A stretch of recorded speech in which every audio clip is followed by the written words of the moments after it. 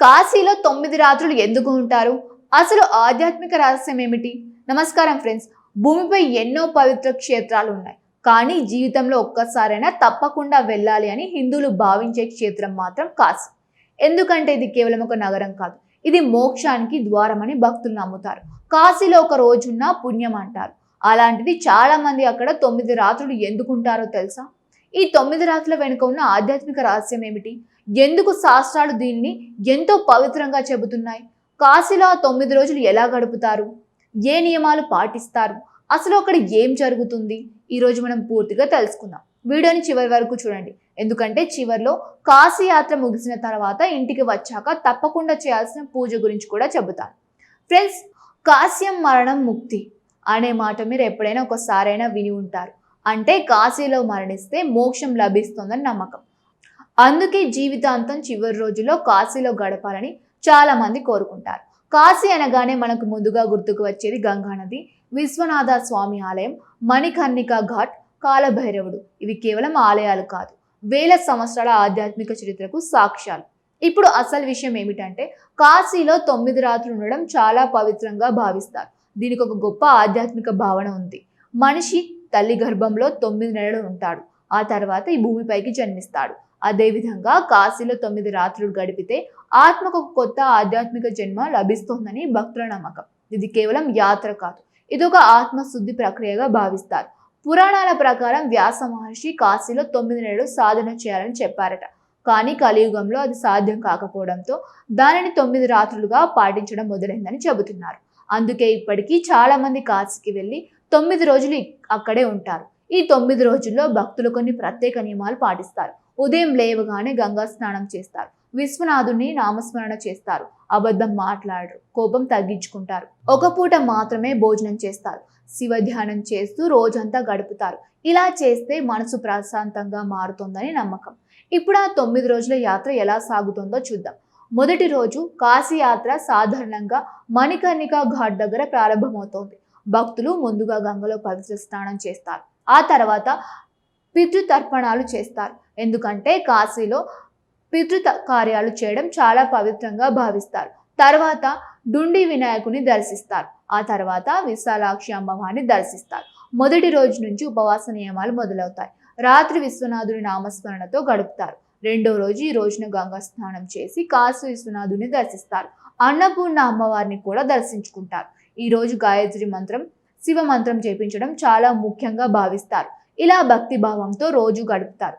మూడో రోజు ఈ రోజున కాశీలోని వివిధ ఘాట్లను దర్శిస్తారు. అస్సి ఘాట్, దస్వస్వమేధ ఘాట్, వరుణ ఘాట్, ఇలా ఎన్నో పవిత్ర ప్రదేశాలు ఉన్నాయి. ప్రతి ఘాట్కు ఒక ప్రత్యేక చరిత్ర ఉంది. ప్రతి చోట గంగా స్నానం చేసి శివలింగాలను దర్శిస్తారు. ఇది కాశీ పవిత్రతను అనుభవించే రోజని భావిస్తారు. నాలుగో రోజు ఈ రోజున కాలభైరవ స్వామిని దర్శించడం చాలా ముఖ్యమని చెబుతారు. కాలభైరవుడు కాశీ క్షేత్ర రక్షకుడిగా భావిస్తారు. కాశీకి వచ్చిన ప్రతి భక్తుడు ఆయన దర్శనం తప్పకుండా చేయాలని నమ్మకం. భైరవ దర్శనం లేకుండా కాశీ యాత్ర పూర్తి కాదని చాలా మంది అంటారు. ఐదో రోజు ఈ రోజు నుంచి అసలు ప్రత్యేక యాత్ర మొదలవుతుంది. దానినే పంచక్రోశ యాత్ర అంటారు. ఇది సుమారు 80 కిలోమీటర్ల పాదయాత్ర. చాలా మంది చెప్పులు లేకుండా నడుస్తారు. రోజుకు ఒక పూట మాత్రమే భోజనం చేస్తారు.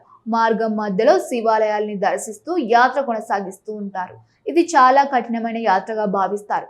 ఆరో రోజు పాదయాత్ర కొనసాగుతుంది. ఈ రోజున చాలా మంది మౌనవ్రతం పాటిస్తారు.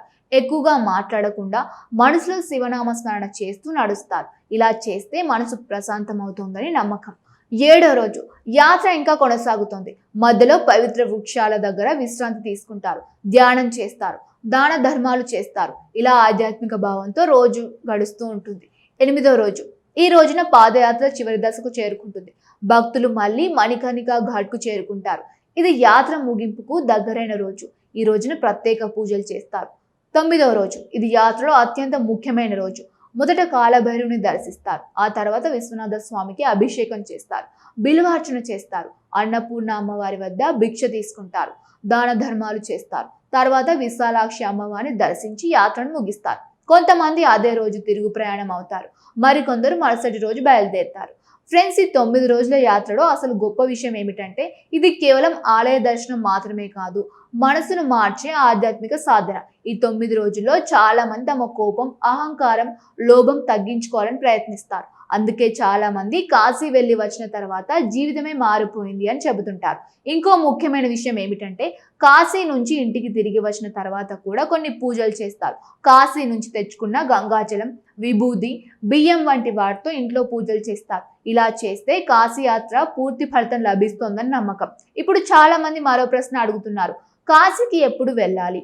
సాధారణంగా కార్తీక మాసం, మహాశివరాత్రి సమయం, శ్రావణ మాసం సమయంలో ఎక్కువ మంది వెళ్తారు. కానీ కాశీకి ఏ కాలంలో వెళ్ళినా కూడా అది పవిత్రమే అని చెబుతున్నారు. ఇక ఇప్పుడు సోషల్ మీడియాలో కూడా కాశీ వీడియోలు చాలా వైరల్ అవుతున్నాయి.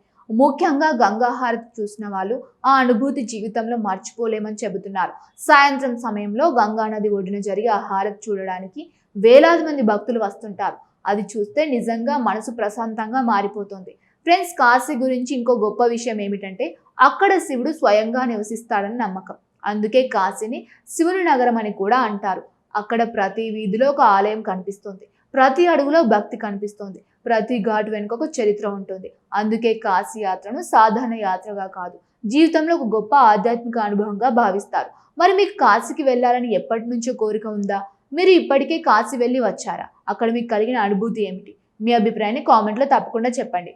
ఇలాంటి ఆధ్యాత్మిక విషయాలు, దేవాలయ రహస్యాలు, పురాణ కథలు తెలుసుకోవడానికి మా ఛానల్ను వెంటనే సబ్స్క్రైబ్ చేయండి. వీడియో మీకు నచ్చితే లైక్ చేయండి, మీ ఫ్రెండ్స్తో షేర్ చేయండి. మళ్ళీ కలుద్దాం మరో ఇంట్రెస్టింగ్ వీడియోతో. ధన్యవాదాలు.